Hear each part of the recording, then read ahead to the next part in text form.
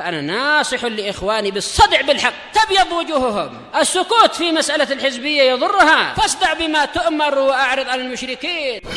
سلامي على دماج ورجالها والشيخ يحيى ودار العلم يا سعد بانيها. بسم الله الرحمن الرحيم. الحمد لله حمدا كثيرا طيبا مباركا فيه،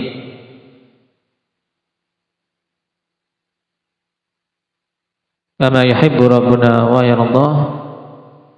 أشهد أن لا إله إلا الله وحده لا شريك له، وأشهد أن محمدا عبده ورسوله صلى الله عليه وعلى آله وأصحابه ومن تبعهم بإحسان إلى يوم الدين. Amma ba'd. Pertemuan yang lalu kita mengambil adab keberapa, Abdurrahman? Adab yang ke-11 apa itu? Nah, berpaling dari majelis yang sia-sia. Nah, apalagi perkara-perkara yang padanya maksiat.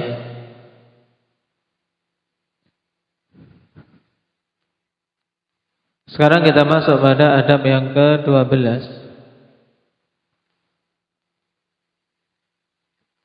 Qala Syekh Bakar Abu Zaid hafizahullah ta'ala, al-i'radu 'anil haisyat, berpaling dari al-haisyat. Yang dimaksud dengan haisyat jamak dari haisyah, yaitu ikhtilatul aswati wartifa'uha wal munaza'ah wal khusumat.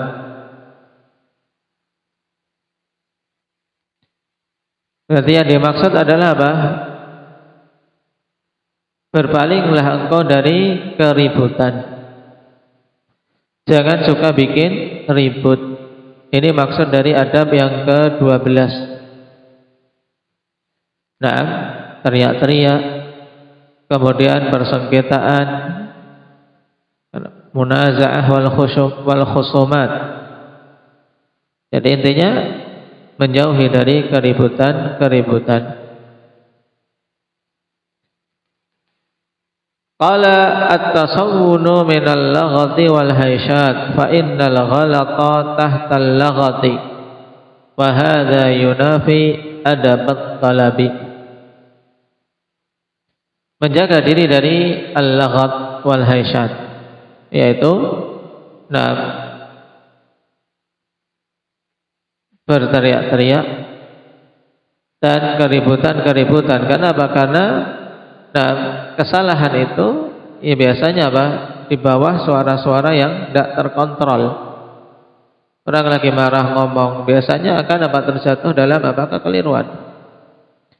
Contoh paling jelas yang banyak ditanyakan ketika seorang laki-laki marah dengan keluarganya, dengan istrinya, kemudian keluar darinya kalimat-kalimat yang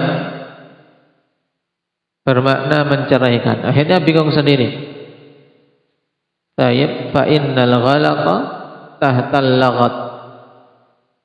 Akhirnya apa? Terjatuh dalam kekeliruan, terjatuh dalam kesalahan. Kenapa? Karena tadi tidak mampu menjaga diri dari keributan. Dan yang demikian ini bertentangan dengan adab dalam menuntut ilmu. Qala wa min latifi ma yustahdharu huna ma dzakarahu sahibul wasiti fi udaba'i Shinqid wa anhu fi mu'jamil ma'ajim. Dari antara kisah yang unik yang perlu dihadirkan di sini, yaitu yang disebutkan oleh pengarang Al-Wasit tentang para ahli-ahli adab di negeri Shinqid, ya ahli sastra. Dan juga darinya disebutkan di Mu'jamil Ma'ajim. Kisahnya bagaimana? Annahu waqa'a niza'un baina qabilatain. Fasa'ad bainahuma qabilatun ukhra fi sulhi. Fataradaw bi hukmi syar'i. Perhatikan kisah ini, yaitu terjadi niza' persengketaan antara dua kabilah. Kemudian satu kabilah yang lain berupaya untuk mendamaikan antara keduanya. Maka mereka pun ridha dengan hukum syariat yang mau ditetapkan. Wa hakkamu 'aliman fastadhara qatla arba'atin min qabilatin bi arba'atin qutilu minal qabilatil ukhra. Maka mereka pun berhukum kepada seorang alim, yaitu mencari hakim untuk memenuhi atau untuk menyelesaikan masalah mereka dengan mendatangi siapa? Alim. Ridha dengan hukum syar'i. Maka kemudian si alim ini merajihkan fastadhara, yaitu dhahara lahu hukmu syara'. Yang nampak baginya dari hukum untuk menyelesaikan persengketaan dua kabilah tersebut, yaitu apa? Dengan menghukum mati, yaitu qisas 4 orang dari kabilah. Yang satu dikarenakan 4 orang yang telah dibunuh dari kabilah yang lain. Karena persengketaannya sebabnya pembunuhan. 4 orang dibunuh, maka diqisas dengan 4 orang dari kabilah yang membunuh. Qala Syahbab Ibnu Ahmad, mithlu hadha la qisasa fihi.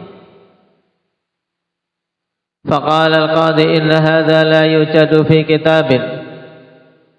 فقال بل لم يخل منه كتاب. فقال القاضي هذا القاموس، يعني أنه يدخل في عموم كتاب. فتناول صاحب الترجمة القاموس.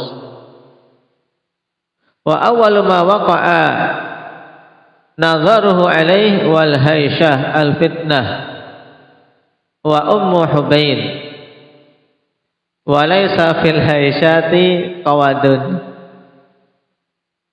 ay fil qatili fil fitnah la yudra qatiluhu.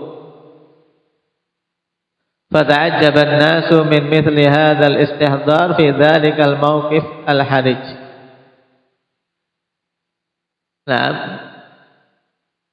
Makanya ini kisah unik ya kawan, menunjukkan taufik dari Allah Subhanahu wa taala. Kisahnya bagaimana? Kalian belum paham, jadi belum bisa senyum. Ini 2 kabilah sengketa, 4 orang terbunuh dari kabilah pertama. Dikarenakan kabilah kedua, tapi tidak diketahui siapa pembunuhnya. Maka datang kepada seorang yang dianggap alim mengatakan berarti 4 orang dari kabilah yang diduga membunuh itu harus diqisas, harus dihukum mati. Ya seperti ini kan. Terus siapa yang mau diserahkan? Karena sudah diketahui dia membunuh 4 orang dari kabilah yang lain. Makanya Syekh Bab Ibnu Ahmad mengatakan seperti ini tidak ada qisas padanya. Seperti ini tidak ada qisas padanya. Maka qadhi yang menetapkan untuk apa? Membunuh 4 orang dari kabilah yang satunya ini mengatakan sesungguhnya seperti ini tidak didapati dalam kitab.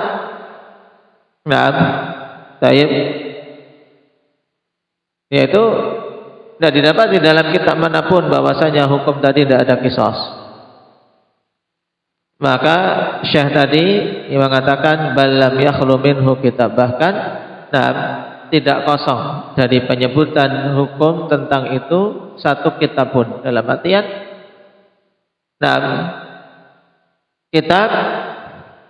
setiap kitab ada kalau kita mau mencarinya tentang hukum tersebut untuk membantah hukum qadhi yang salah ini. Maka akhirnya qadhi Kemudian mengambil kamus, ya al-kamus, ya kitab kamus kalau untuk mencari hukum qisas, mana ada? Ya mengambil kamus akhirnya si qadhi ini untuk apa? Untuk mengejek alim tadi, syekh tadi yang mengatakan, yang menyalahkan hukumnya. Qadhi mengatakan ini kamus, ini kan kitab, coba cari yang menguatkan apa yang kamu katakan. Baik. Akhirnya Syekh Bab Ibnu Ahmad membuka kamus tersebut dan taufik dari Allah, kan. Buka langsung apa? Pandangannya pada apa? Terjatuh pada kata haisyah. Pada kata al-haisyah. Makna al-haisyah al-fitnah. Nah, taib wa ummu hubain. Al-haisyah itu fitnah, makna yang lain untuk nama suatu hewan, ummu hubain. Kemudian walaysa fil haisyati qawadun. Nah, maksudnya apa? Tidak ada pada pembunuhan dikarenakan suatu fitnah yang tidak diketahui pembunuhnya, qisas. Ya, tidak diketahui pembunuhnya, qatl fitnah, ya karena suatu fitnah, kemudian terbunuh dan tidak diketahui siapa pembunuhnya, tidak ada qisas padanya. Padahal ini di kamus. Dapat buka di kamus langsung taufik dari Allah sampai pada apa? Pada pembahasan. Ini taufik dari Allah menunjukkan untuk kebahagiaan jalan yang benar.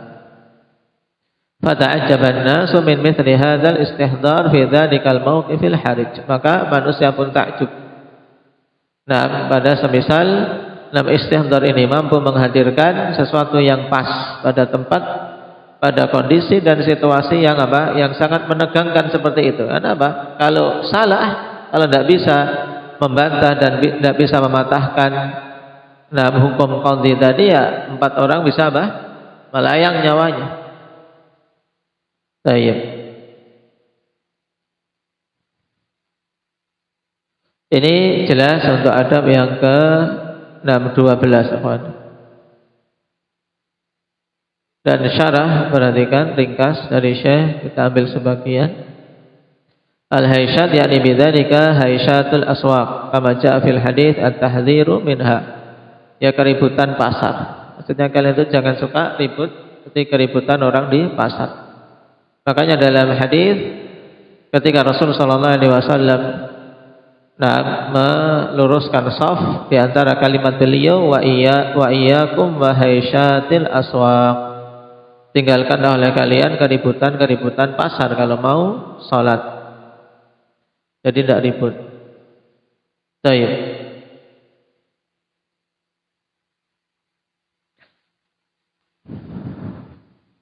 Sebagaimana disebutkan hadisnya di catatan kaki nomor 2. Kenapa kau harus menjauhi keributan pasar? Li'annaha tashtamilu ala laghatin wa sabbin wa syatmin.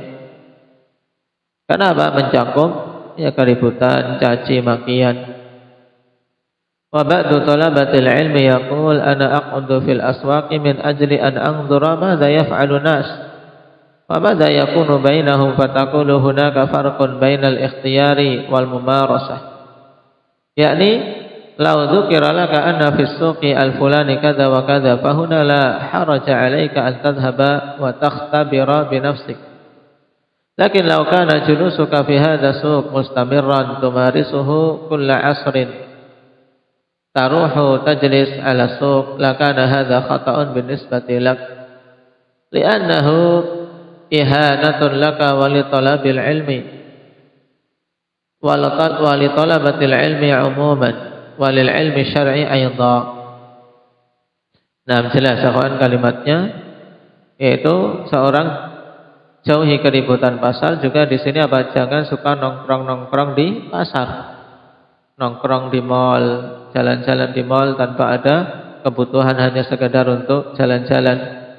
Ini tidak pantas bagi penuntut ilmu. Baik.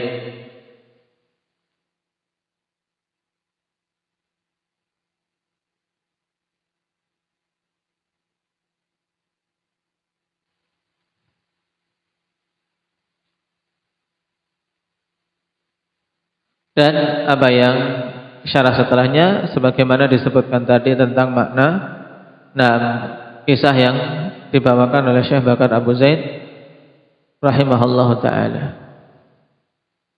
Baik, barakallahu fiikum. Naktafi bihadza walhamdulillahi rabbil alamin.